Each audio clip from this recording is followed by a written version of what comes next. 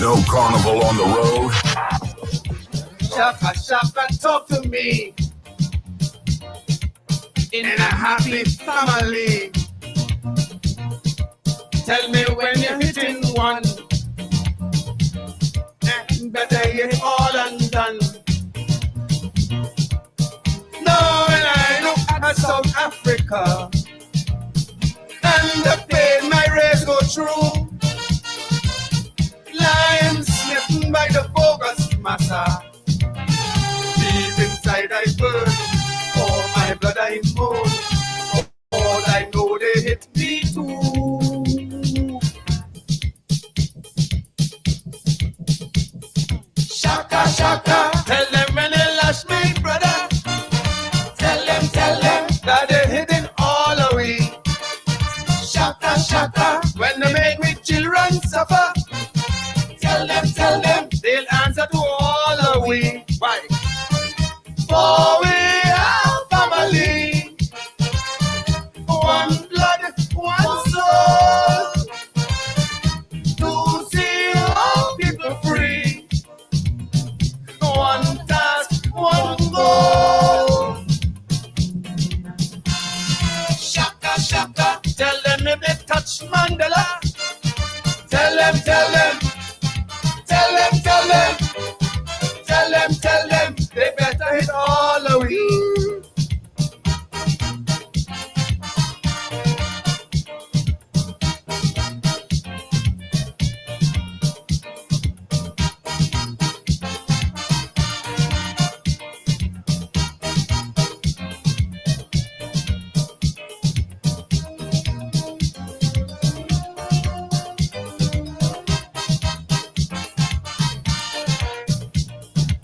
I have seen the white man bleed, marching against apathy. Why Canadian youth protest in Canada? Free Mandela on the chest.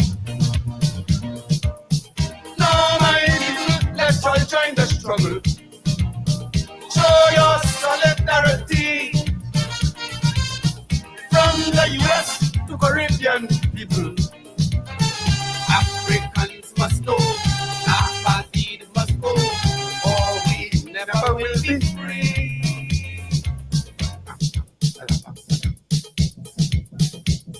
Shaka, shaka, tell them when they lash my brother. Tell them that they hitting all away. Shaka, shaka, when they make we children suffer. Tell them, they'll answer to all away. Why?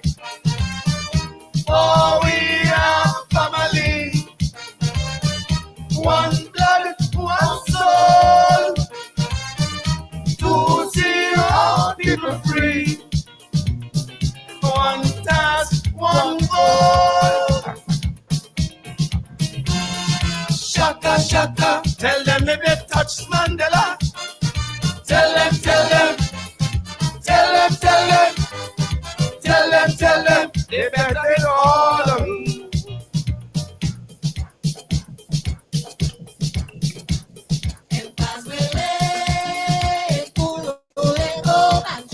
Ulaba uchaba manje.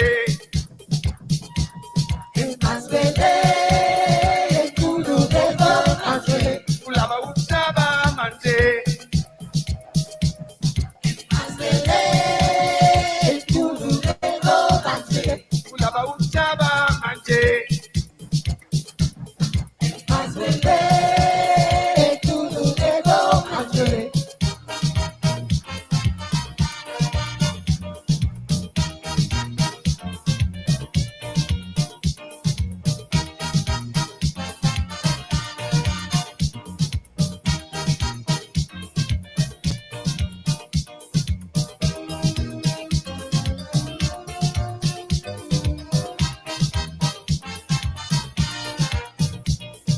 Shaka, let your spirit flow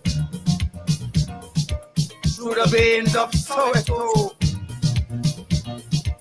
Let your unifying hand cradle every Bantu man. Tell Tacha and Bota, stop the bullying.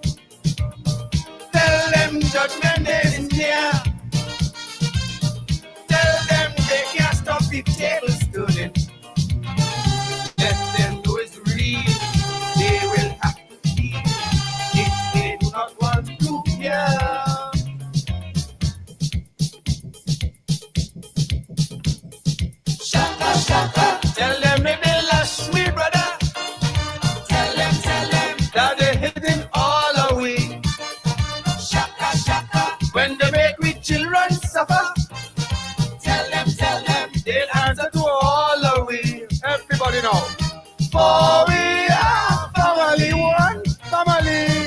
one blood, one soul, to see our people free, one task, one goal. Shaka, shaka, tell them if they touch Mandela. Tell them,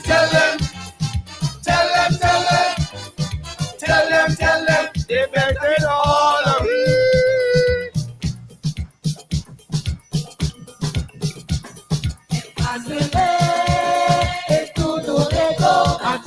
Kulaba uchaba mante.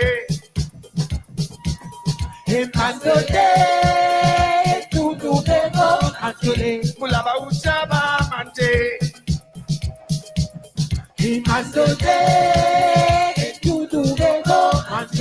Kulaba uchaba mante. One. Oh, tell them. We are one family. Tell them if they touch Norton, they're touching all of we. If they touch Nigel, they're touching all of we. If they touch Amanza, they're touching all of we. If they touch Ogunse, they're touching all of we. If they touch Vincent, they're touching all of we. If they touch Simona, they're touching all of we. Because we are one family, one blood, one soul. Bali, Shaka, Shaka. Shaka the warrior. Shaka, tell them we are one family. If you lash my sister, you're lashing all of we. If you lash my brother, you're lashing all of we. Good evening. Monday night, Monday evening. We are one family, one blood, one soul. History moves on. History moves on as it must. As it must. The struggle for dignity, the struggle for justice, the struggle for equality goes on. God bless me with two eyes. Sometimes you got to look through the black eye.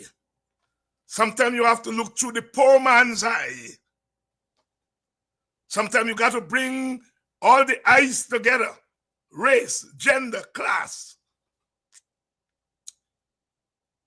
There's a campaign to still the black voice.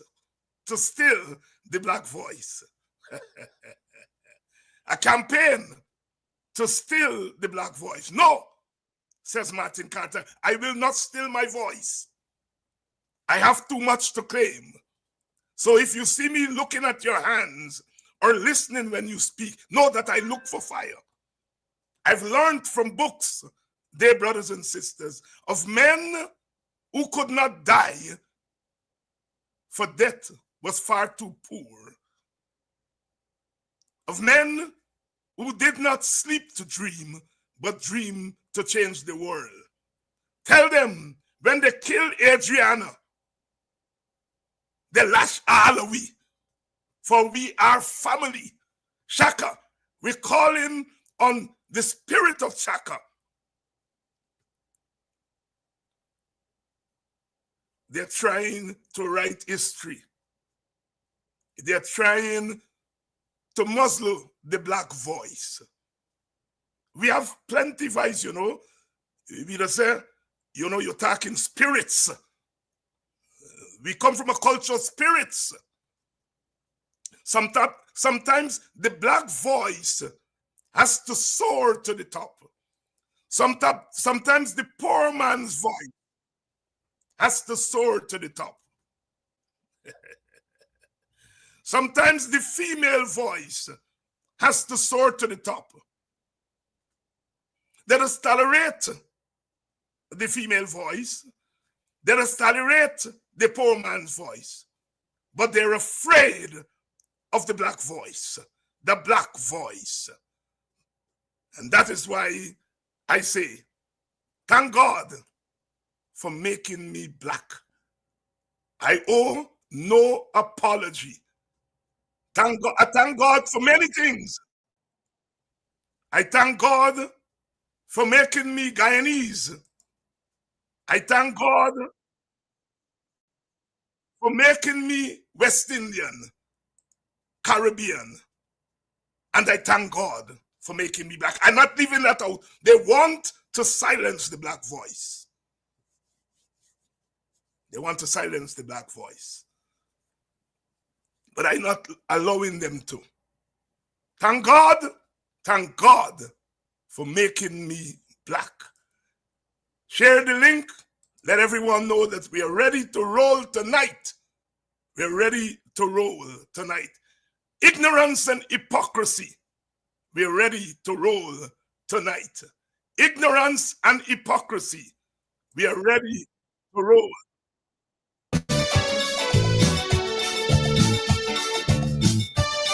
Dedicated to my friend Mamba Upe Koju for the inspiration given and for his love of Africa. This is Caribbean Vibe.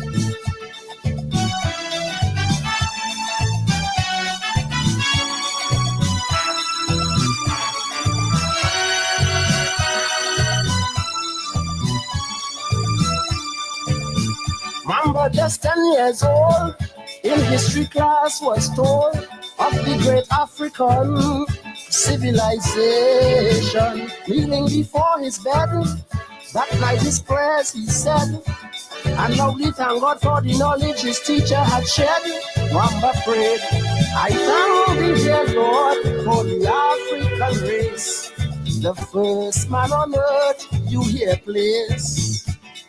I learned that Africans taught the Greeks and Romans and civilized all Europeans. I learned from my teacher that Ethiopia was the cradle of man's culture. Their iron smelting had its origin. Thanks for letting me know these facts. Yeah, Lord, I thank thee for making me black.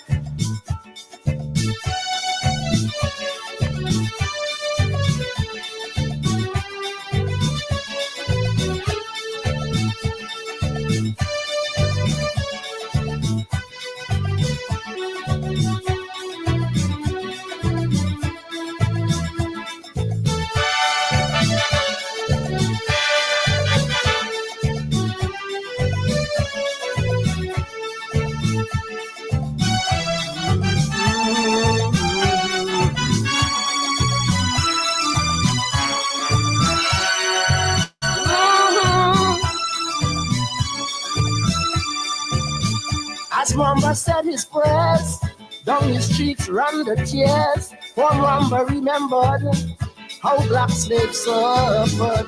Though slavery made him sad, yet Mamba's mind felt glad. For the pain was destroyed by the great things that people had. Mamba prayed, I thank thee, dear Lord, for Egypt and Nubia, and for Kush, Mali and Ghana. Their art forms and sculpture, their great architecture, mine eyes have not seen such wonder. I learned of Black Moses and Akhenaten and Imhotep the physician. Oh, what great heroes were those black pharaohs. Thanks for letting me know these facts. Yeah, Lord, I thank you for making me black.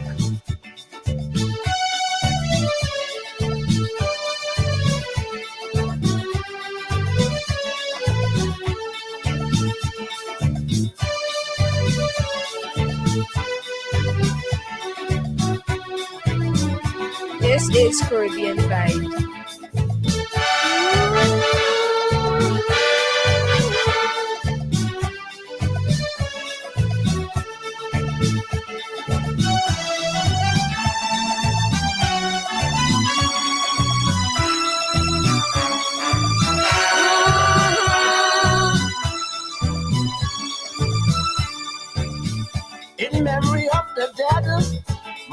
then bowed his head, beseeching God's blessings on great African kings. He asked God to inspire the modern day world leader, so that they would become as great as Mansa Musa. Mwamba prayed, I thank thee, dear Lord, for great African kings like the Dahomian Shah, the Hansin, Shaka, that great Zulu, Askia of Timbuktu, from the Ashantis who say Tutu.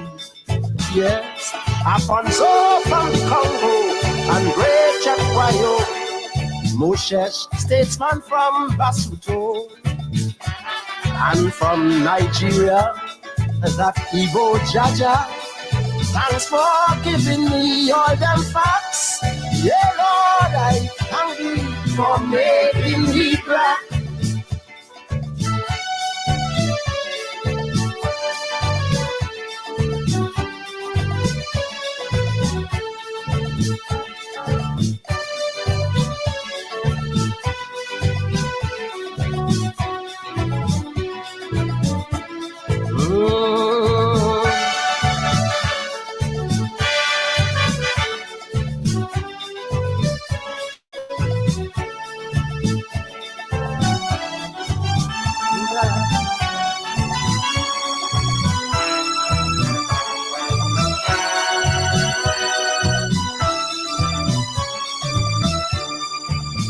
Mamba pray for black youths, that they may know their roots and no longer feel ashamed of from whence they came.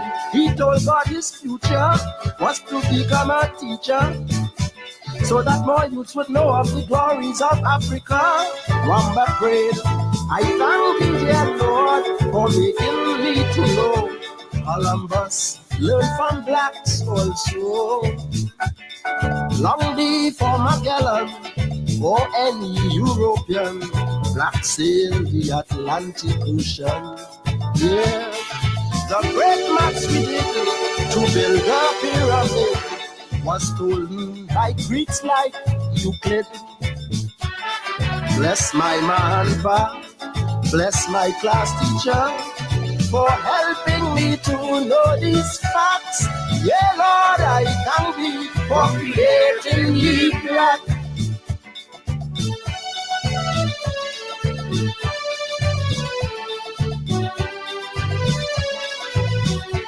This is Caribbean Vibe.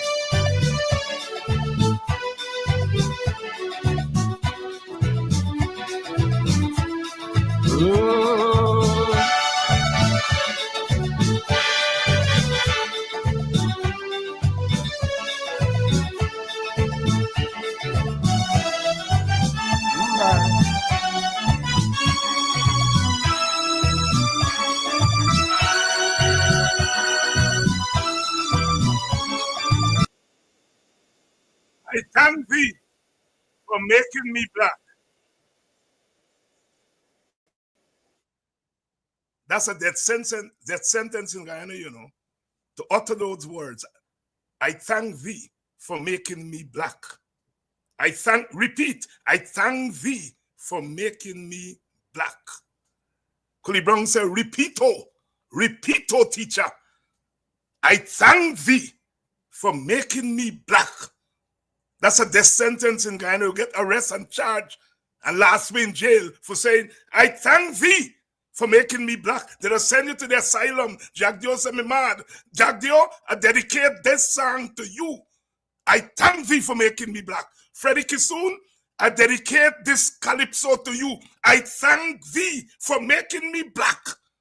And I'll say it loud and louder and louder. Ubraj Narain. You buy. May God serve upon you.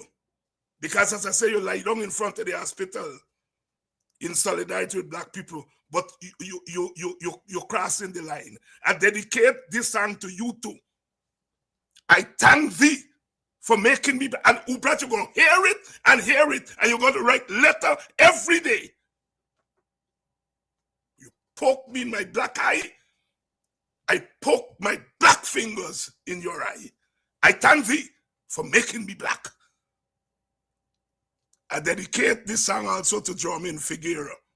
He's a little boy that I like, but he just overtalk. I thank thee for making me black, Jermaine, and you black like me. You may be fair skin, but you're still black like me.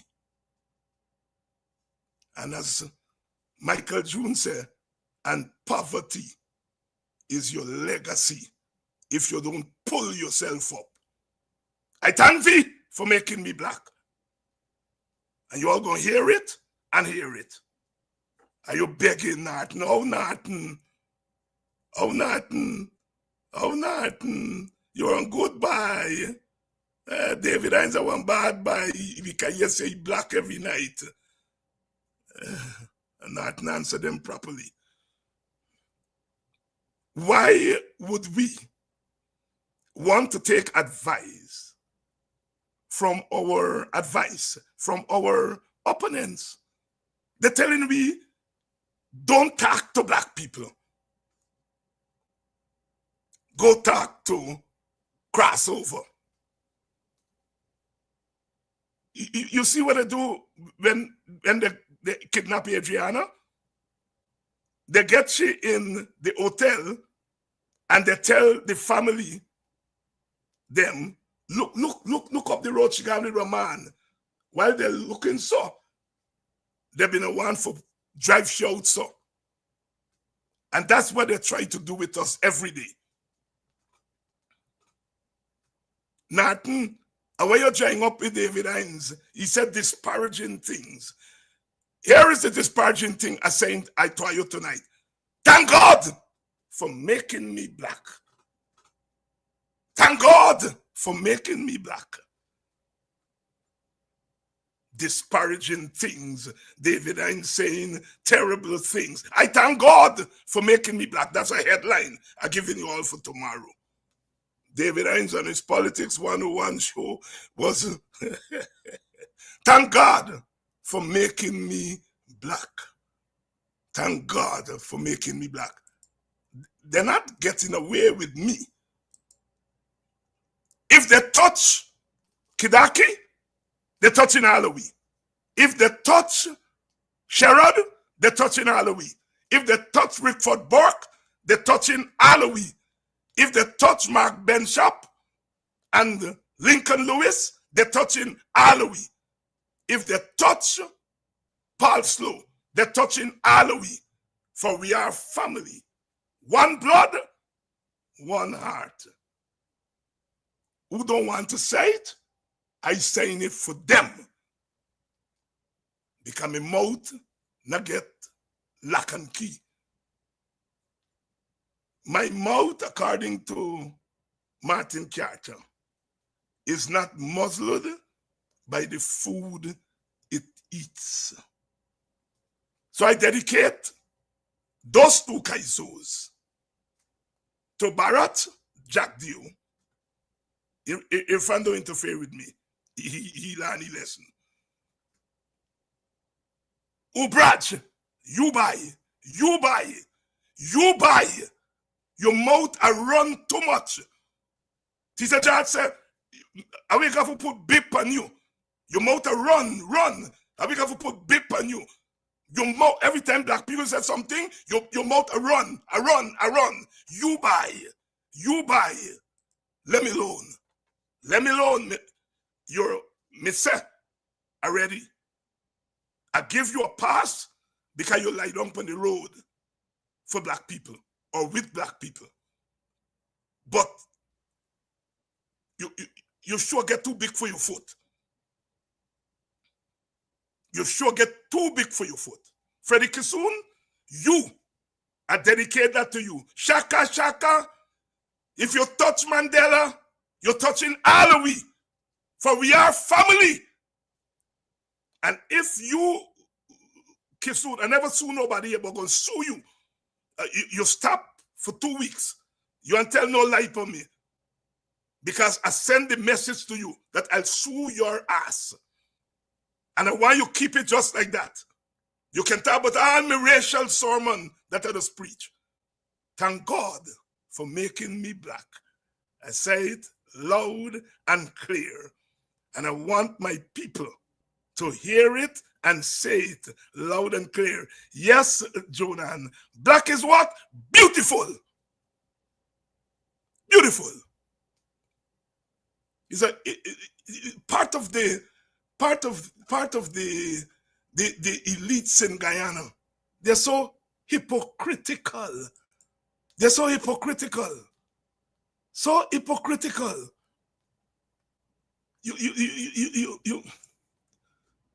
Let me read a letter that some banner named Errol Passad write to me. Hi, David.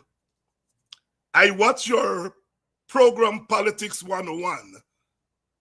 While in some aspects I find it to be informative and think you are very passionate about your race, I also find it to be offensive for its racial content. Now, hear this stupidness.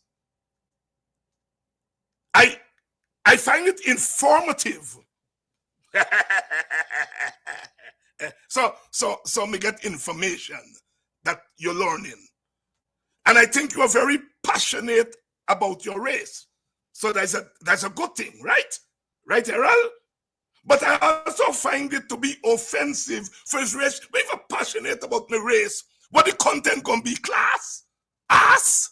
The content has to be about race. You see the hypocrisy? On the one hand, this man learning. On the one hand, he like me passion. But as soon as that come out of his mouth, I find it to be offensive for his racial content. But if I'm passionate about my race, what the content gonna be? It ain't gonna be about race. And what is wrong with racial content? At least you didn't say, I find it to be offensive for its racist content. Racist and racial error are two different things. Racial is when one speaks about race. Racist is when one believes one race is superior, and that is offensive. On the one hand, you like the racial content because I'm passionate about my race. But you find the same thing you like offensive because of its racial content. You see, this is the hypocrisy of some of our East Indian comrades. They know damn well that we are not racist. They know damn well that we have fought against racism all our lives. But what they don't want is for us to discuss race. But not what he says. He finds offensive the racial content, the same racial content that he learned from. The same racial content that he finds that I am passionate about. Me go to school with some very classical guys. One of them named Colin Bork from Canada. He live in Canada from boxing. When Colin Bork read a sentence like this, you'll give an F. Errol, you give an F. Because you contradict yourself in one line. One line. But there's a hidden message. What Errol is saying here is that black people must not talk about their racial struggles. Here is continue. However, in a multiracial society as ours, racism has no place. Our Afro brothers and sisters not going anywhere, and so are our Indo brothers and sisters. Good enough. The two major racial groups. Good enough. It's in this context I find your daily exhortation to exploit the racial fears of certain racial group, that they are being discriminated when in fact they are the biggest recipient of favors from the current government. I find that to be offensive, and dishonest. I urge you to cease and desist from your daily racist commentary, as it causes more harm to that section of the population you're trying to mobilize and to feel insecure in a multiracial society like Guyana. Regards, Errol. That letter takes you all into the mind of some of our comrades, our Indian comrades who are supporting the PPP. Maybe they're not supporting the PPP. Now the man said, I'm exploiting African fears. Oh, African got fears. I didn't know that. He admitted that African people got fears. But I mustn't talk about the fears. Then he goes on to say, but they're not, they're the biggest recipient of favors from this government.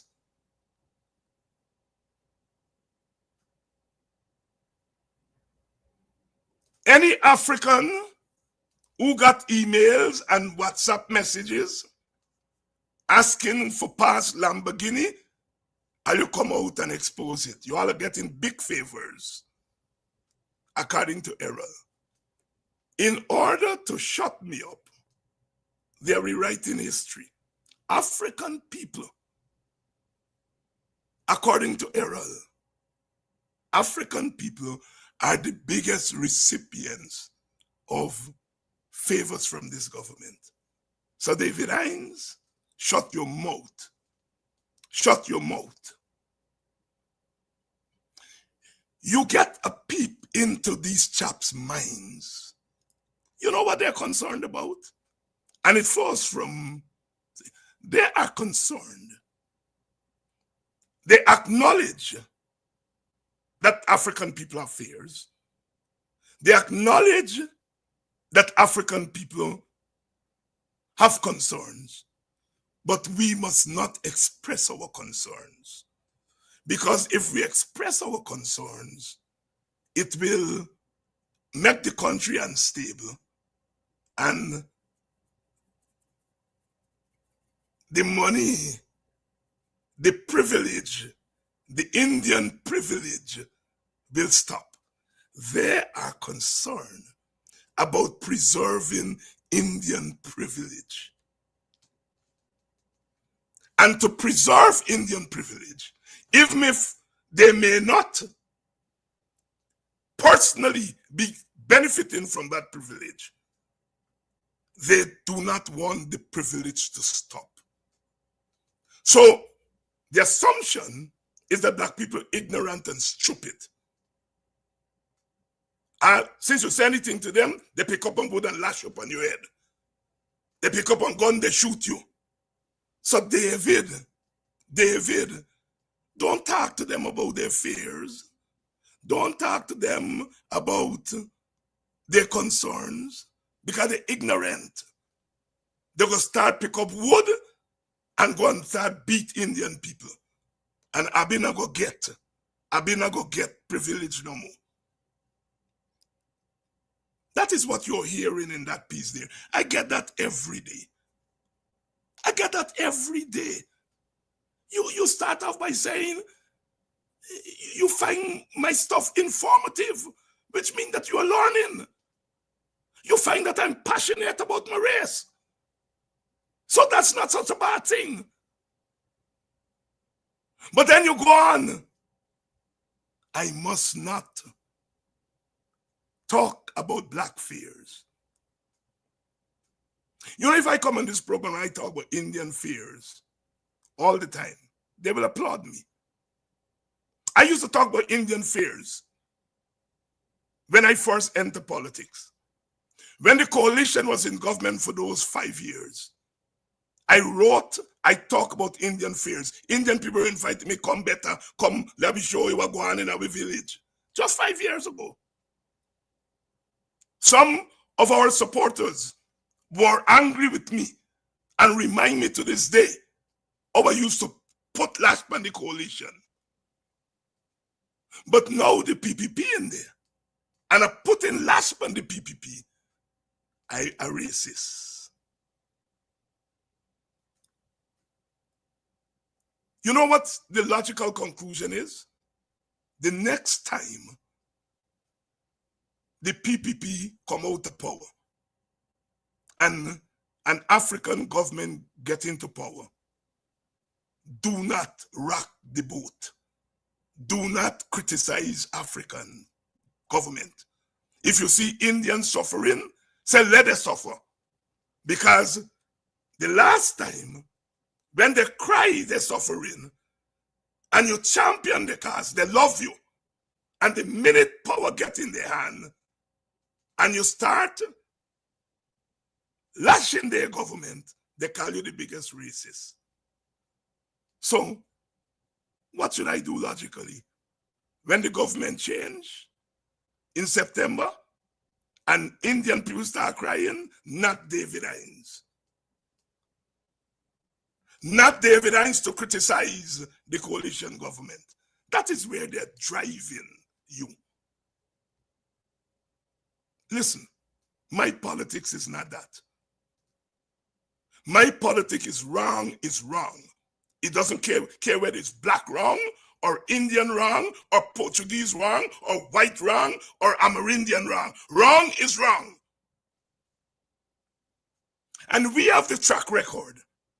When Burnham was there, we lash him, and lash him very hard. Some people said too hard. When Height was there, we lashy. When Jagan was there, we lashy. When Jagdio and Ramutar were there, we lashed them. When Granger was there, we lashed them. What is wrong with this government that we can't lash them? You know what is wrong? Is that now this government get oil money. And the Indian comrades who are licking me down, all they see is money and privilege. And they see people like me standing in the way of money and privilege. That is what is different now. So they want me to shut up. They imagine they're telling Norton who he must collate with. They want beat Norton, and they're telling Norton he must collate with. If Norton collating with a racist, as they call me, then Leffy lay lose. Black people aren't going to listen to the racists. Leave him alone. Leave me alone. Why you all begging everybody?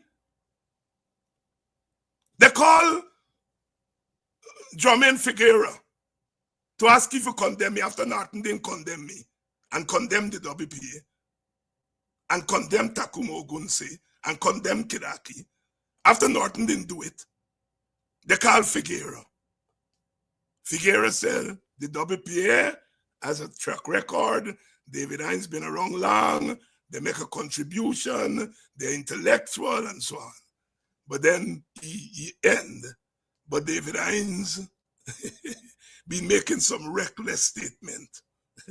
David Hines been making some inaccurate statement. This is Jermaine Figueroa. Jermaine, here is a reckless statement. Thank God for making me black and for making you black. That is a reckless statement for you. That is an inaccurate statement for you. These people feel they can always find an African to condemn another African. And they go looking. They try Norton, he ain't bother with them. So they go now and they start to, you see? And that is the story there. They always feel that they can find an African. They always feel they can find an African to condemn another African. And invariably, They always find one. Invariably, they always find one. Good evening to all of you, and welcome to Politics 101. I dedicate the program tonight, the program, not the Kaiso, to my partners them in Buxton. Mojo, that boy, Rollins, Rollins Miller, that is a good name. A bad name is Mojo. Mojo and Basin, Macrebai, and Harper. Harper by. I will not call him Harper, I call him Harper. And Boomba and Newton by. I dedicate. Them by call me up just before the program. Cookie, you know them good. you know Mojo good and Boomba. Good evening to you, Sister Cookie. Box back dancer, my classmate. Them by call me up. Them by say, Doc, you're dropping back. You narrow the meaning of Congote. You talk about the cassava Congote. But you get the planting, that is the real Congote. And you remember they used to slice up them planting and put them on a zinc and put them out for dry. And then they used to make baby porridge with it. I did forget that. I remember the cassava thing they put out. Dennis Booker, you remember the planting? They must slice up the planting tin, they put them there, and then they pong them, and they make baby pop, as we used to call it. Well, no, pop is for big people. Or pop is for rice. Rice and pop does go. But plantain porridge, they used to make for them picnic. And then by remind me of that. Thank you very much, Mr. Rollins Miller. I dedicate this program tonight to you all. I know you all watching the program. And hey, Mojo, when you forget anything in boxing, ask Mojo, you remember. We had one by name Emmanuel. We had two Emmanuel, you had at boxing Milwaukee. One on that side, Lati Emmanuel, and then you had Emmanuel Cole over this side. And I forget Emmanuel. And my mind run on a day, Mr. Gabai disappear. He used to sell barra. Well, you know when black people selling barra, and the barra is nice. When black people selling barra, you can't forget that because barra is Indian people who come and ride wrong and sell their barra and their balamacha and so on. Emmanuel used to sell barra at boxing in Milwaukee. So everybody will go for buy barra for Emmanuel. I don't know where Emmanuel there. Me said the only body can tell me where Emmanuel go away there is Mojo.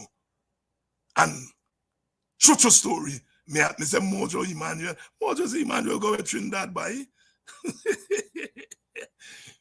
You ask Mojo anything in the village, you remember.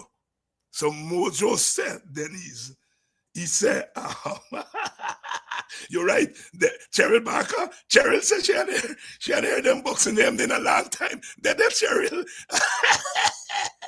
Sister Cheryl Barker, good evening, my sister. Yes, I dedicate this program to Mojo and Harper and Boomba and they get based in there with them by Macrae. If I Linden with either Cheryl, you will live in Linden there. A base in them, I call them now. You think dedicated to all the brothers, keep the faith, keep the faith, keep the faith. Because we thank thee for making us black. We thank God for making us black. Yes, Jermaine or Jermaine, whatever you all call it, sometimes I don't know, these boys just allow themselves to be used. Black man, sometimes some of we always want a kickstart. Always, like we gotta get a kickstart before we come to his. That is wrong. And they want to kill me for that. You know what the song is? all you look for that. The did song is to tell so many black people who didn't go to the polls that they're wrong. And they want to kill me for that. You know, the song is all you look for that.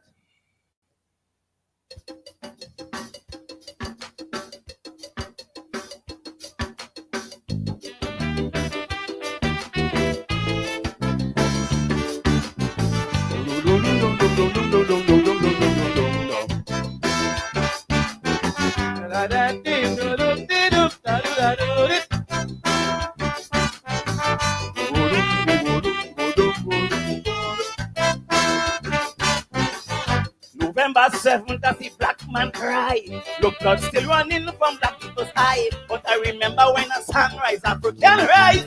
And I begged black man, please open your eyes. While I was singing and busting me liver string, black man asking me where Atlantic lay. Then they put their 14 finger on the shelf. So today, black man, you must blame yourself. Cause when I sing, they never listen where Coco say. Black man's mentality gone Spectrum and PSA. Big lyrics I sing in, they wouldn't listen to me. Black man telling black man how black man come out to party. I remember when I sing Shang, we don't want it. The same black brothers said Coco, you're singing shit. So today say through my phone while you strike your heart. Black man, oh you look for that. I wonder why black man always on the kickstart. Black man, oh you look for that.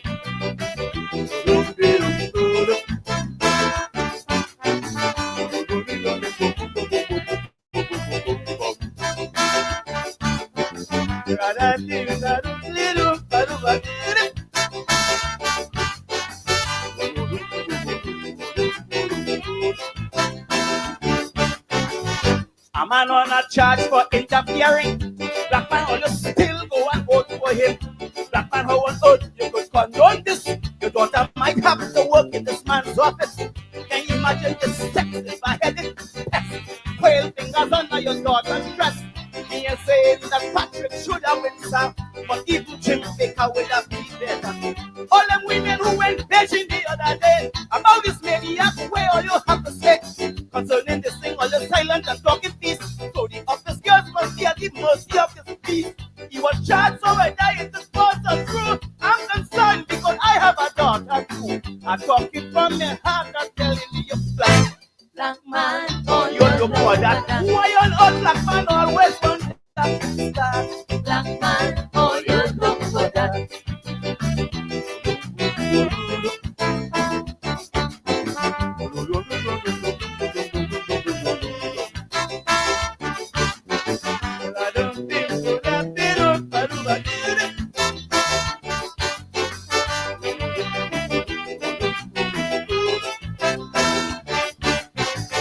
Remember slavery on the plantation?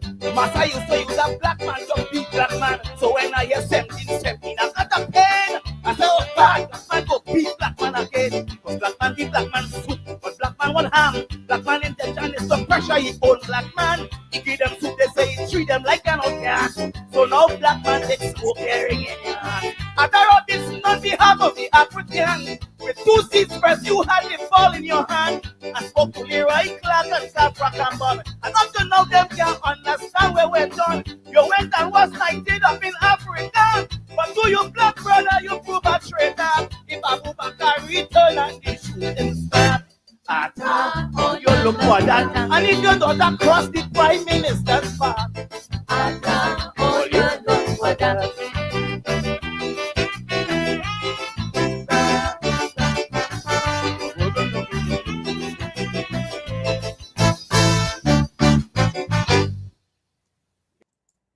The mighty crow, black man, all you look for that.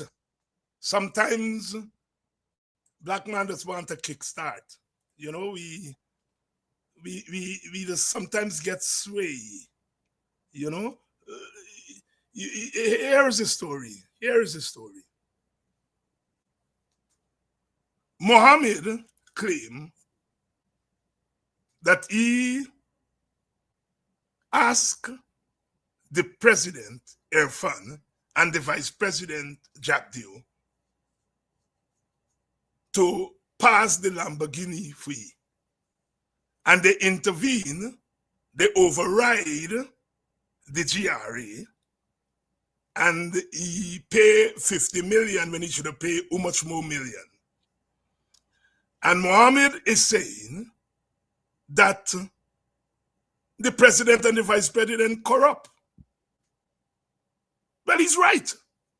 If the story that he's talking, and he showed the evidence on his phone, that these men are the two most powerful men in the country, and he want to cheat the government, and they help him to cheat the government that they are heading, then they're wrong. It's corruption. It's criminalization of the state. You're using the state for criminal enterprise. And so it is not surprising that people lend in solidarity with Mohammed. But Mohammed is trying to become president. And if, when he's not president, he begging presidents for favors, if he become president, is he not going to be open for favors too? Jack Dio rang, Irfan rang, and Mohammed rang. Birds of a feather flock together. Black man, why are you always want to kickstart? Why sometimes are you not clean your eye and see? If he, Mohammed, feel that he got the privilege, which he has, that he can call, text the head of state and the second man, or some say the first man, and beg them a favor, and they give you the favor.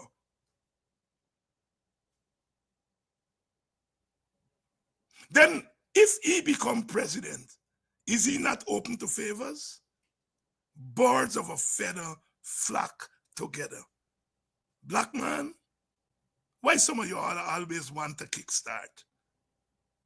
Why is some of you all waiting till nighttime for take fire stick for go search why you can see plain as day? Some. Not plenty.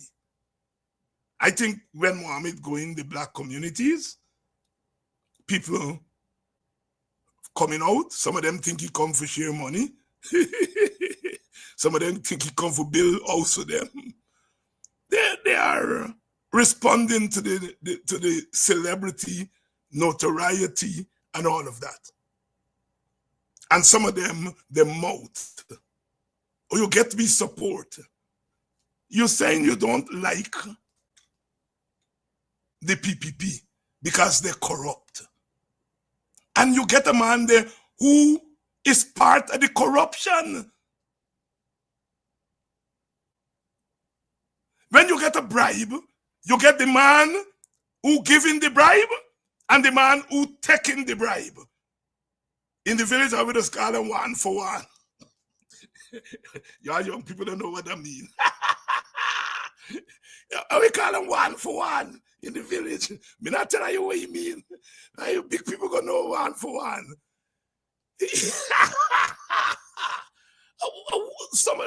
Some of our people get carried away. You get the one who will give the bribe and the one who will take the bribe. All 1 for 1. Are you not right? Are you not right what 1 for 1 mean? So one has to put this thing in perspective. Yes, the government is going after Mohammed, after them and he fall out. Which is what makes it more terrible.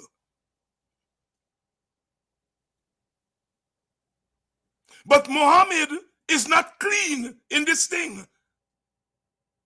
He's not clean.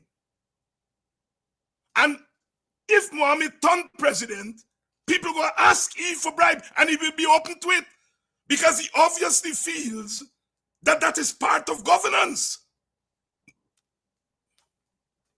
Black man, why do you always want to kickstart? Why you always want to kickstart? I jump out from the cannery and I jump in the fire. And you get yourself together. You all get yourself together. You all get yourself together. Ubraz Narain blaze me and Winston Jordan.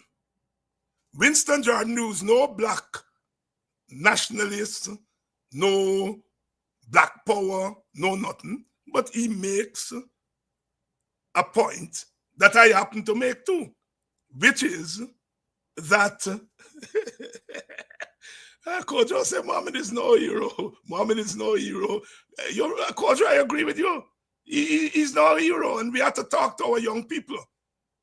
You know, as I said, you know, our young people are a little starry-eyed with the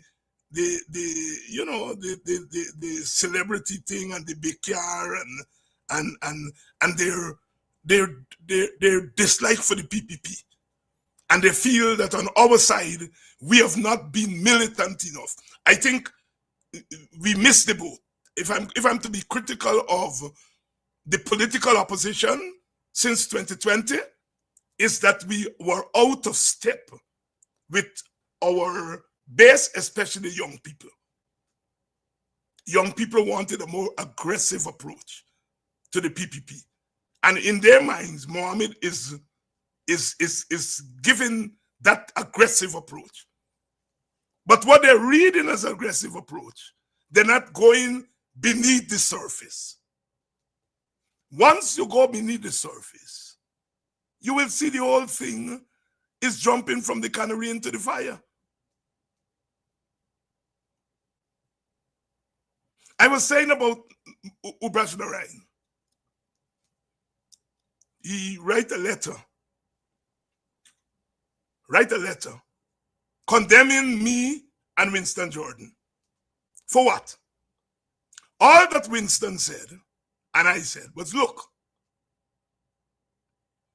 Gita Chandan, Daniel Siram, they were not PPP PNC members. Gita was in the AFC, and before that she was in the PPP. And she crossed over to the PNC for the 2020 election. Siram, I don't know where he been, but he joined, I understand, January of 2020. You had an election in March of 2020.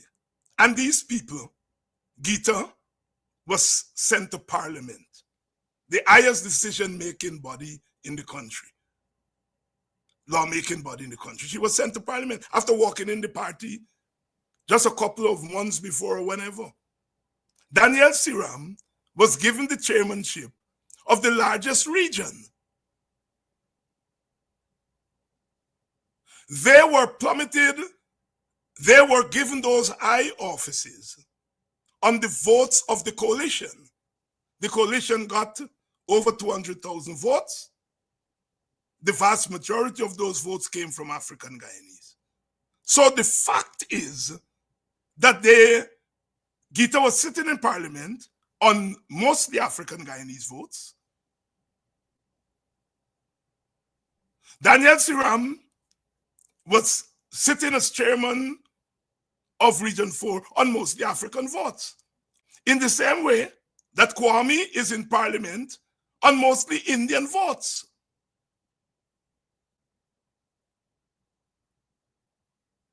And Mark Phillips and Reverend Bishop Edgil, they are sitting in Parliament on Indian votes. That's a fact. That's a fact. It's a fact. I'm stating a fact. Winston is stating a fact. Now, we call it ethnic window dressing. And I'm addressing a part of the media, which I think some of them follow this program and they do reports, and that's okay. But I don't like when you all report wrong. All parties in a country like Guyana must be mindful of optics. And so it has been the practice that both the major parties would ensure that they have some people from the other race high up. Burnham did it, Hoy did it, Jagan did it. These are now doing it. It's normal practice. That's not the problem with Gita and Daniel. That's not what Winston and I are commenting on, because we recognize that you have to do it. Aubrey Norton is the presidential candidate for the APNU, WPA. Some people have been writing me and calling me and the WPA and urging us to ask for the prime ministership. And my first response to those people is that we can't have a ticket with two black men at the top. We just can't. Yes, people like myself may qualify in the eyes of some people to be a prime ministerial candidate, but the fact of the matter is you have a black man at the top of the ticket. And yes, if you put a black man as the second ticket, it ain't gonna look good. And in politics, looks matter. And I have absolutely no problem in stepping aside for a non-African candidate as the prime ministerial candidate for an APNU WPA coalition. I have absolutely no problem. It won't take nothing away from me. I have no problem in stepping aside for a woman, because if you can't get an Indian or Amerindian as your second thing, then the next thing is a woman. So I have no problem in stepping aside for a woman, an Indian and Amerindian. If we can get an Indian woman or Amerindian woman, jump for joy. Because optics do matter. Because the optics, you're sending a signal that you intend, although you are elected on African votes, although you are an African dominated party, you are sending a signal that you are not an intolerant party and that you intend to at least have the voice of the other race at the table. So I have no problem with Gita or Daniel getting the position. Yes, a lot of people complained to me when Siram was chosen. And I understand it, because people said they work hard. They sacrifice for the party. And they ain't get nothing, and Siram walk off the road and get it. Gita was named General Secretary. A person who just joined the party. And she was named General Secretary, which is the top administrative position in the party. So she was a parliamentarian, and she had the top administrative position.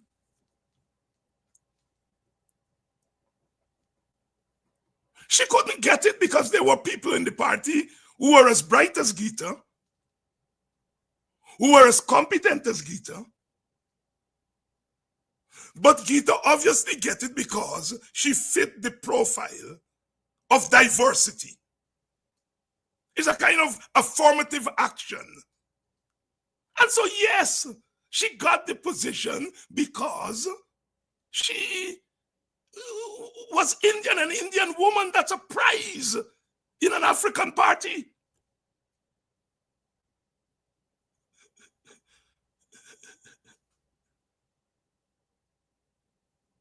Yeah, Kojo. I get to the diversity and inclusivity in fact. She fit the profile of diversity and inclusivity. And so there's nothing wrong with that. I am all for that. Like I said, I do not believe that the prime ministerial candidate for the APNU, WPA should be another African man. So I subscribe to it. That's not my issue. Here is what my issue is and what Winston Jordan's issue is. She goes to Parliament, stands in the Parliament in the name of 200,000 Africans, and she condemns the African Party, and she lifts up the Indian Party.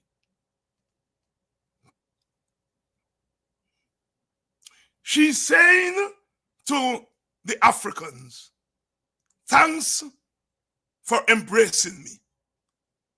Thanks for giving me the highest position. But I love the other side. And I am standing here in your name and declaring to you, I am going over to your torturers. That is why I call Seram ungrateful. If you were grateful, you would come to your own party. And you must say, thanks. Thanks for allowing me to serve. Thanks for embracing me as I walk off the street and come. But I think I am moving on. Tender your resignation. Gita obviously had been thinking about this for a long time. Tender your resignation. Daniel Seram do the same thing. Tender your resignation. And then having tendered your resignation, then you can go out and lick down your own party and embrace the next one. You might have get a little rebuke from me for licking down your old party. But I would not have called you ungrateful. Is you stand there in the name of people. It's like people take you in when you're homeless. And then they take you and feed you, clothe you, house you. And then you stand up in the house and curse them and their mother. And go over to the enemy house. What is that? What is that? And that is what I condemn. That is what Winston Jordan, and you can say David Hines is Afrocentric and all the bad word that is used. But Winston Jordan is not. He's a moderate.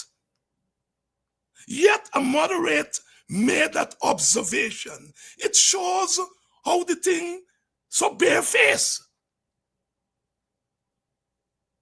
Up jump Ubraj Narain. David Hines and Winston Jordan are being divisive. What is wrong with these chaps? It means that African people can't talk anything in Guyana about race. Ubraj is not a PPP man. Jagdio cussed the other day, he cussed back Jagdio. So he's not a PPP man.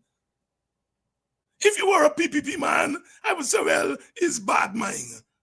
PPP want to cause disunity among us and so on. Ubraj is not a PPP man. And if that is coming, if a non-PPP Indian want to stop black people, black leaders from talking about the pain of their people, then you are as guilty as those who are inflicting the pain. Because you're saying to These people don't talk about your pain. Bear your chafe. Don't cry. Don't ginch. That is what they're telling us.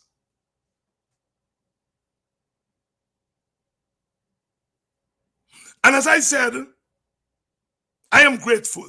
Some comrades told me, Dr. Hines, don't worry, that lie down, we lie down there. But I said, I remember him lying down in front of the hospital when they were moving, those mainly African people who sell in there. And I will always remember that because he didn't have to do it. Indian people don't remember when I lie down for them. They don't remember when I went to jail for them. But that's okay. I will remember when an Indian goes out of his or our way to stand up for black people. And so I continue to be grateful to Ubraj. But Ubraj, man, you're pushing it. You're pushing it, bandit. You're pushing it. I understand they say you want to leave the PNC and go to some other opposition party. I don't know. But if you want to, go along, man. But don't tell black people they mustn't talk about the pain. What was that? And then turn back and cussing Winston. You just tell Winston he mustn't talk about race. And then the next sentence you say, when Winston was minister, he didn't do nothing for black people. Well, then a race? You just tell him he mustn't talk about race. You just tell him he must not talk about race. But then the next sentence, you tell him he didn't act racially. He didn't do nothing for black people when he was minister. You know what Ubraj is saying there? He's saying, you all can talk about race when it comes to you all people. But when it comes to Indian people, you all mustn't say nothing. You mustn't say nothing about Siram. You mustn't say nothing about Gita. Because when you've been there, you didn't do nothing for your own black people. Well, then a race, you just accuse him for talking race. And now you tell him he didn't act race when he was in government. You all read the message. These chaps don't want us to talk about our pain. It's a serious development. It's a very, very serious development.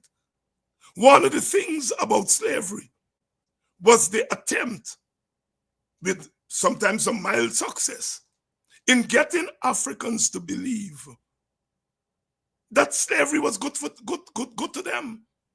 In fact, I think in Miami, I think the governor there is now, I think, proposing some textbook to show that slavery was good for black people. And that is what these chaps are saying. The Herald one that write me the letter there, oh, the biggest favors going to black people. You giving them little by contract for 2 million and 3 million. And you helping Mohammed for rob the government 300 and 400 million. You giving them little black by $2 million, $3 million contract. By the time they don't pay workers and so on, they may end up with $1 million, $1.5 million. But you're helping Mohammed. You're helping Mohammed to get off scot-free by not paying 300 million. In fact, what you're doing is putting $300 million in Mohammed pocket just like the book. But yet, that Indian brother, Errol, will say that black people getting all the benefits. What are you saying? You're saying that black people are worth more than that. That's what you're saying. Is the caste thinking that if Mohammed gets 300 million, he deserves it because he's a Chatri. He's a Brahman. And if you get 2 million, you deserve that. In fact, you're getting more than you deserve because you're untouchable. You shouldn't get nothing. don't think Errol is reasoning it like that. I don't think he is. But it is the thinking, the worldview that influencing him and others like him. It's somewhere in the mind. Is that we are a $2 million people. We are a $3 million people. And that is more than we deserve. For you to sit there, for him to sit there and say that Dr. Hines stop raising their fares. They're getting 2 and 3 million and that's good enough for them. He obviously know that 90% of the wealth in Guyana is owned by Indians and Portuguese. He must know that. Yet he's saying black people are getting the most. It's a thinking. And the thinking is a thinking that arises out of caste. Caste thinking. It's the same caste thinking that makes, and Nandalal could say, he a chatri. The caste, Ravidev does say, we get, he tell Guyana get race on the mind. He's a mega race on the mind. Well, them get caste on the mind. Ravidev get caste on the mind. And caste is as bad as race. In fact, those who invented the race system learned from the caste system. In black studies, we have what is called the color caste paradigm. So they got caste on their brain. And so when they think about us, the caste come out and they don't realize it because it's normative. That which is normative, you don't worry about it. You got to eat. It's normative to eat. So you eat. You're not committing a crime by eating. So to look at black people and then say that they are getting the most favors from the government is exactly that chaos on your mind. Dr. Jagan, God bless his soul, said a couple of decades ago that black people are at the bottom of the ladder. And people jump on Jagan. Quite rightly so. But what Jagan was saying, or what he intended to say, was that because of race, black people are at the bottom of the racial ladder. Black people are at the bottom of the racial ladder. And insofar as they are at the bottom of the social ladder, it has to do with race. He didn't say that. He just said black people are at the bottom of the social ladder, as if he's endorsing the racial theory that black people are at the bottom of the social ladder because of their race. And their race is the lowest race, so they're at the bottom of the social ladder. Because Dr. Jagan didn't want to touch race. He did not want to say black people are at the bottom of the social ladder because of race, because of the legacy of slavery. He didn't go on to say that. And I'm sure Dr. Jagan intended to say that. But it's so difficult for them to, even Dr. Jagan made that mistake. Even Dr. Jagan made that mistake of just saying black people at the bottom of the social ladder and leave it there. As if black people were born to be at the bottom of the social ladder. It is not that we are at the bottom of the social ladder because of the racial hierarchical structure and because we were impoverished by slavery and colonialism.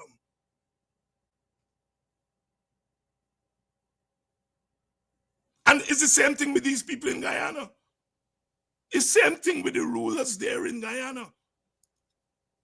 They think you have to give some special medicine to black people rather than be equal and equitable. That's all we're asking for. Black people need no special medicine to get us out of poverty. It is policies that will get us out of it. Policies that are equitable in their implementation and hopefully in the outcomes. But they believe that we need some medicine. They believe they will call you and give you $2 million and tell you go and get rich with it.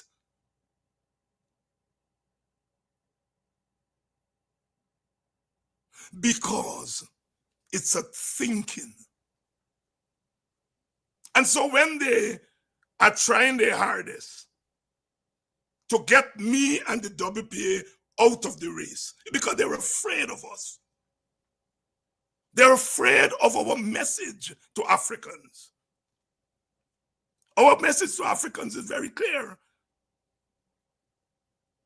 You are at the bottom of the social ladder not because you were born like that. You're at the bottom of the social ladder because of policies of slavery, policies of colonialism.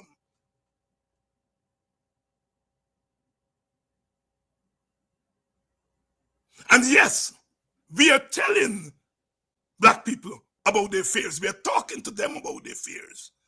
When Mohammed go in them Black villages, they're telling him about their fears.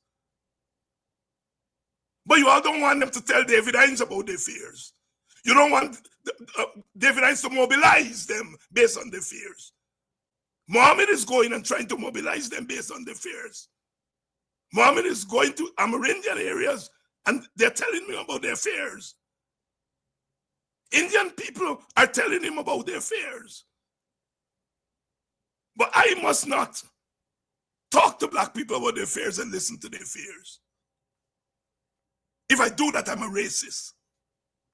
Well, Mohammed is a racist now. They fear our message. And unfortunately, some in the Black community, the Black middle class, they fear that message. You know, in the 1930s, when Black workers rose up from the Bahamas and Jamaica in the north right down to Guyana in the south, and they rose up against colonialism in what is now known as the 1930s riots. The brown middle class in the Caribbean, they said to the British, hurry and give us independence. Give us the independence, the brown man, the fair-skinned African, the mulatto. Give us independence. Because we are going to better manage the society if you give them, meaning the black-skinned workers, independence is trouble.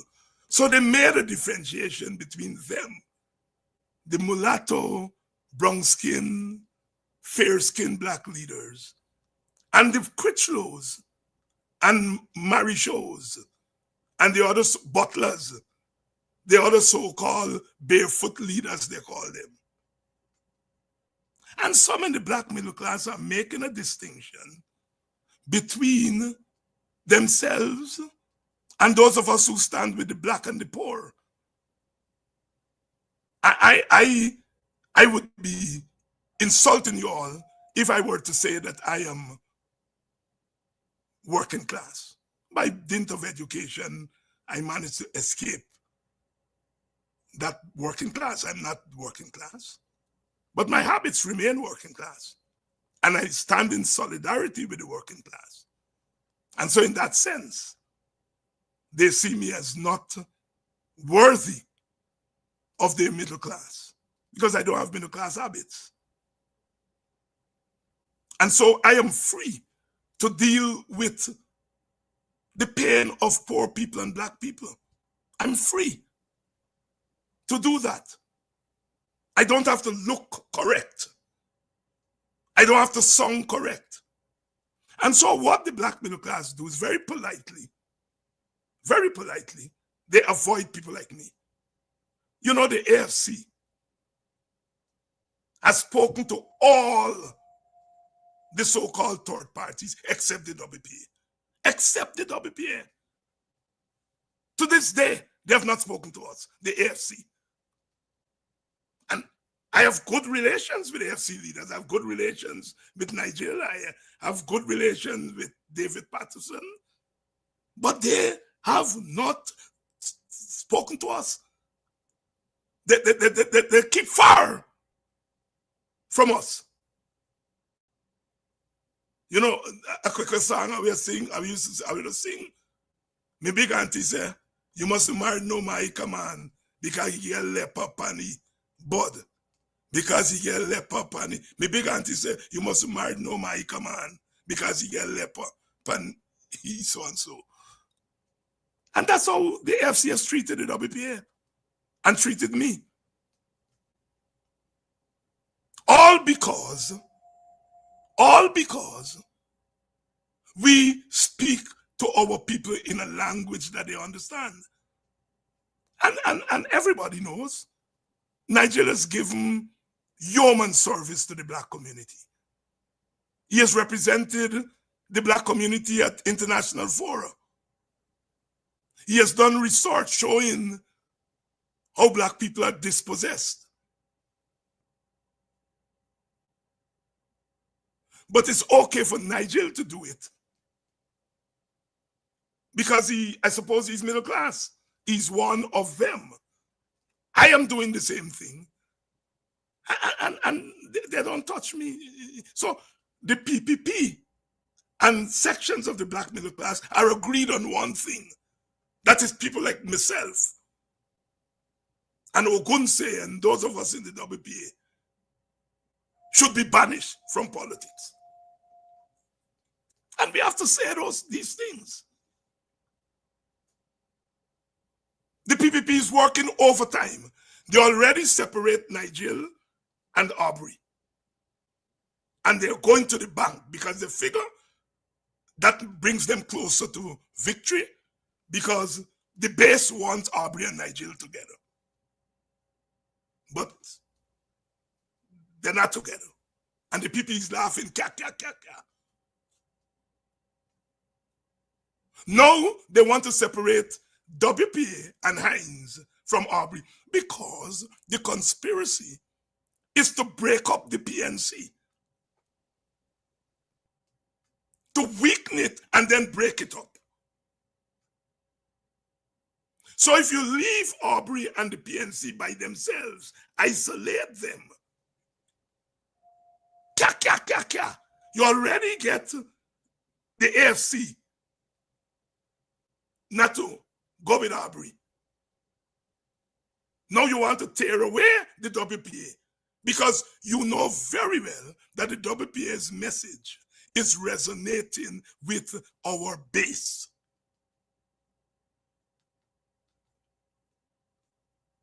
It is the WPA who stood at the gate and said, you're not sending liquors into our community to buy votes. We stood here. And they bring down the hammer on us. It is Brother Ogunse who reminded them of a fact that the army who has to defend this country, defend you, you are busy making money. You're busy making money. And the people who have to protect the country and to protect you at night when you sleep, the army and the police, are of the ethnic group that you are marginalizing. And Ogunse said it. And they don't want that message. When your opponent is telling you what you must not say, say it more. They don't want the racial discussion. They don't want it. If a black policeman, they get catch with a drug sting, what the American sanctioned for the other day there. If that were a black inspector or whatever rank he is, they would have said, well, why else you expect from black man? Why else you expect from black man? But an Indian is caught The PPP must have known how they move them and send them some way. When the Americans now come out, they think. Look at Mr. Mohammed, the big man Mohammed, stand up in front of the court door and curse critics and threaten critics violently. He go back to his so-and-so mouth. He have one dog. Cuss in front of the court door. I bet you all, if I did it, they would have charged me for threatening language. They would have charged me for indecent language. They would have charged me for terrorism. But Mohammed, they're fighting Mohammed, eh? The government is fighting Mohammed. But Mohammed could go in front of the court door and cuss and threaten another man, and no police and handcuff. You all understand what's going on in this country. Mohammed may be their political nemesis now, but he's Indian and he has privilege. It's when you have privilege, it's privilege. Nigel Hughes could not have done that. Aubrey Norton could not have done that. Go in front of the court door. Cuss a man. Said, no, you're going to do it so and so. They would have fined 4 or 5 charge for Norton or Nigel Hughes or myself. But the Indian man, although he is their political rival now, he gets off. No police on visit yet. Black people, brown people, poor people, you all understand. This thing is systemic. This thing is systemic. Mr. Mohammed has privilege. And there are things he can do that I can't do. And that is the Guyana that we live in. And you all got to wise up to it. And that's why the PPP doesn't want us to talk about race. I am telling you all, the PPP is corrupt. But they don't mind you talking about corruption. The PPP is authoritarian. They don't mind you talking about authoritarian. They're going to tell you rig election and so shut your mouth.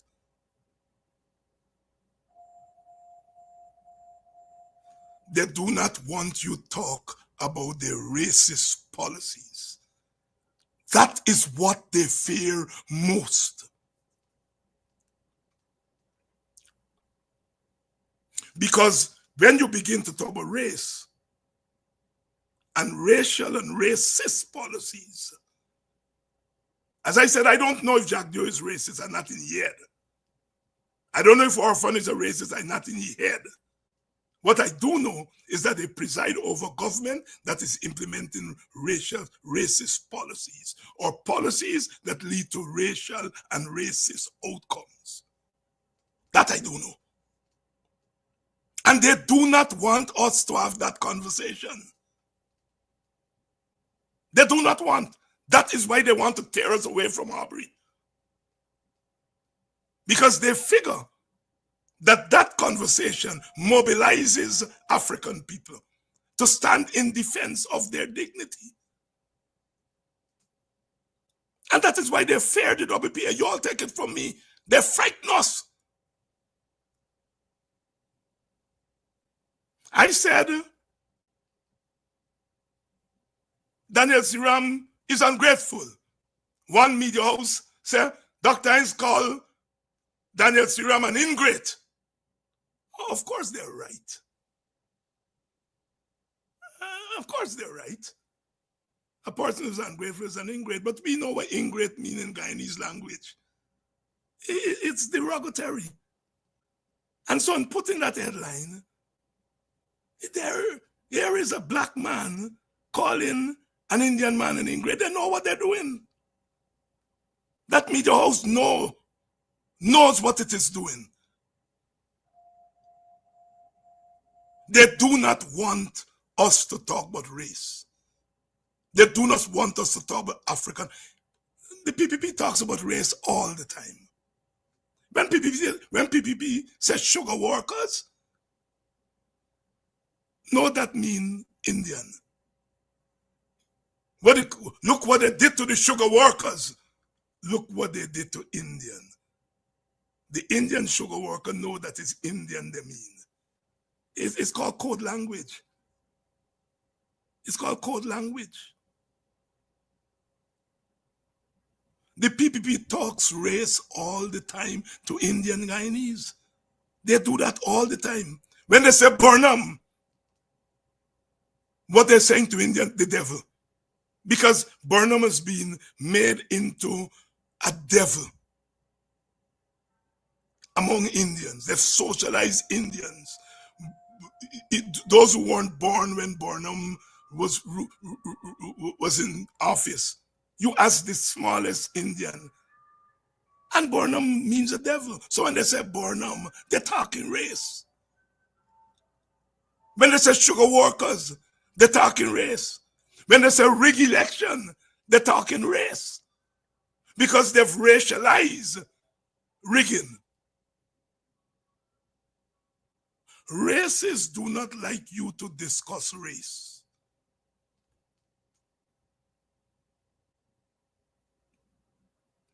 Thief man like see Matty with bag. Thief man like see Matty with bag. You think loot there in a bag. Racists do not like us to talk about race. And we are going to talk about race. That's a tradition we come from.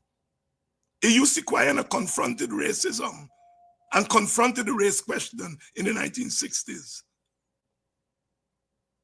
He has been called all kinds of names.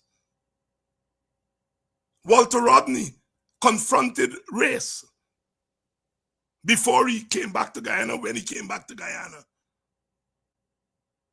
I come from that tradition. We in the WPA come from that tradition. But we are not racial supremacists. I do not believe that African people are superior to Indian people or any race. I do not believe that.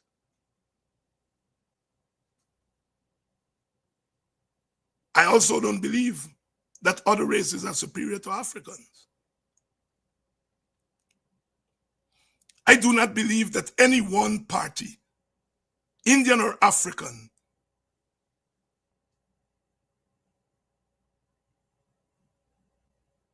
can rule Guyana successfully.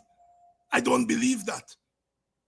Although I want the coalition to win, I am not sitting here to tell you that the coalition can govern and leave out Indians. We have to find a way for Indians and Africans and Amerindian leaders to come together and govern Guyana. That is what I am fighting for. That is what we have been fighting for.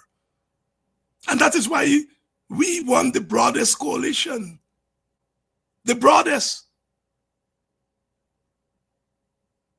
APNU and the WPA, we have gone a long way. But we want the AFC. We want Simona Brooms. We want Nigel London. We want the broadest coalition. Mohammed is an issue because we don't know where the Mohammed thing will go. But if Mohammed were not sanctioned and not caught up with PPP corruption, I would say, yes, Mohammed, come on in. We need Anog, we need everybody.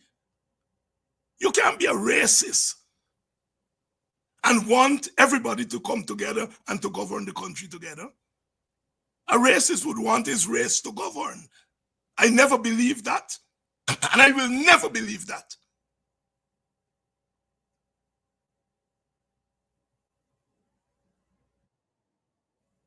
I will never believe that. If I were to tell you Aubrey Norton has all the answers, no, he does not. Nigel Hughes has all the answers, no, he does not. Simona Brooms has all the answers, no, she does not. Amanda has all the answers, no, she does not. David Hines has all the answers, no, he does not. But when all of us come together, we will have a plethora of answers. And that is my politics. I stand up for black people, but not for black supremacy. I turn my face sternly against black supremacy. I defend black people, but not black supremacy. I don't defend black supremacy. I do not defend Africans who are in the PPP, denouncing them as the African. Those are not Africans who I defend.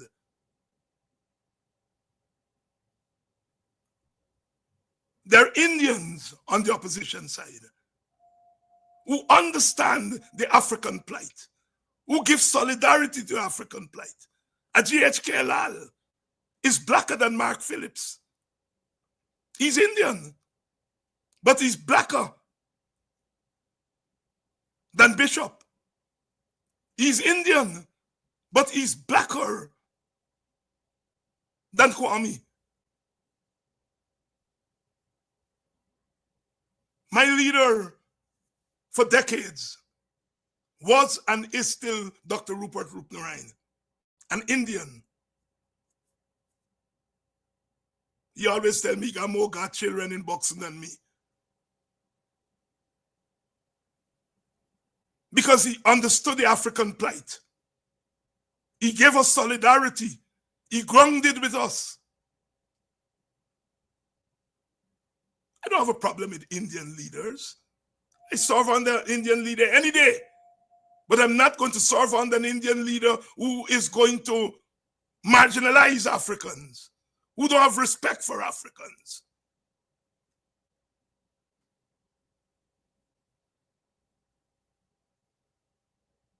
As I said, there are Indian leaders on the opposition side who are blacker than some black skin leaders. Some black skin leaders have black masks on. Black skins, white mask, sorry. Black skin, white mask, Frantz Fanon. So I just want you all to understand our politics. We are mobilizing Africans in defense of their dignity.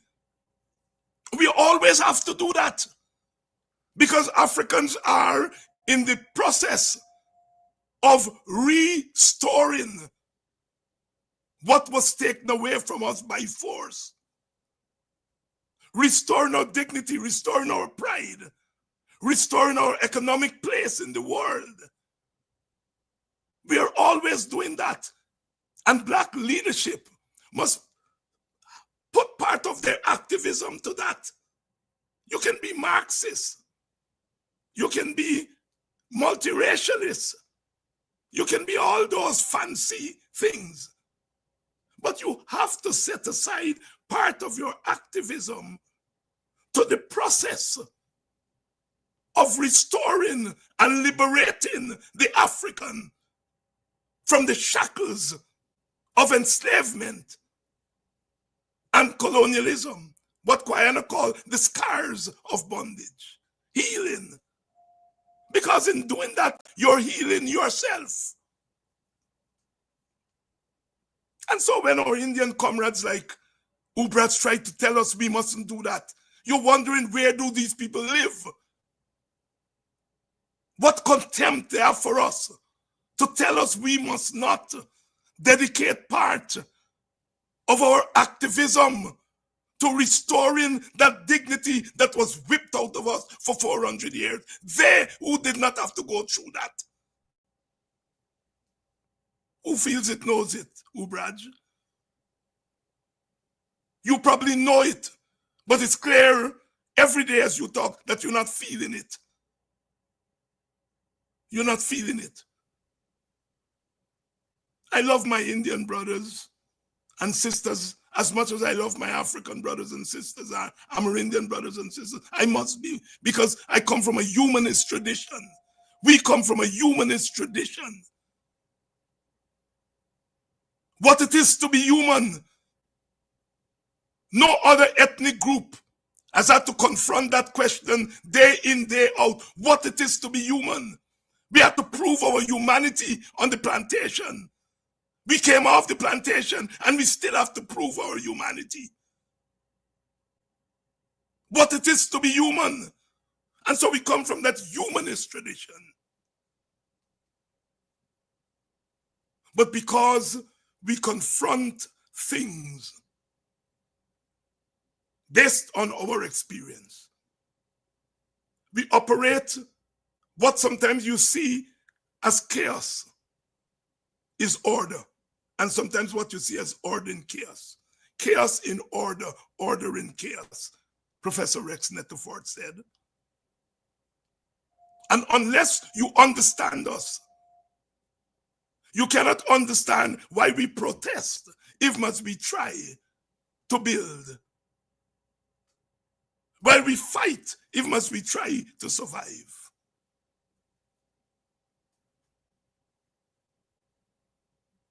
Can't understand that.